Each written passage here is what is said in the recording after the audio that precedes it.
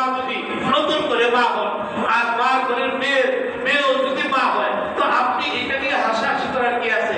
বরং আপনি নিজেকে ধিক্কার দেন যে আপনি নতুন করে মা হওয়ার যোগ্যতাই হারাচ্ছেন। বাবা ঠিক না? কারণ ওই যে আপনি তো একটা হইলে ভালো হয়, দুইটা বেশি আর নয়, আর না হইলে তো আপনি আরো বিশেষ বয়সে আপনি কিন্তু বোঝাই দিতে পারবেন।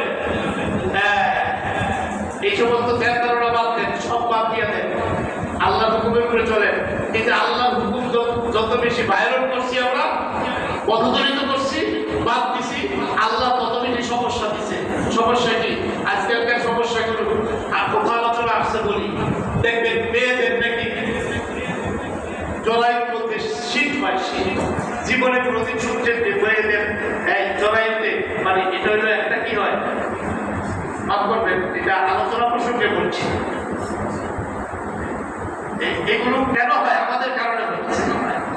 বিভিন্ন টেবিলে হাবি-জাবি ইত্যাদি খাইতে এটার রিঅ্যাকশন করার কারণে কি বলে, মহিলাদের ওই স্থানের মধ্যে কি হয়, ফুটা হয়ে যায়, ছিদ্র হয়ে যায়।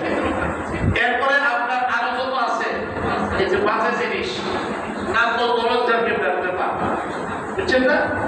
এই বিভিন্ন অবস্থার কারণে এই যে আমরা মানে বিজ্ঞান, আধুনিক চিকিৎসা বিজ্ঞান আমাদেরকে ওই যে সন্তান দিতে নিরুৎসাহিত করার কারণে সন্তান আমরা দিব না।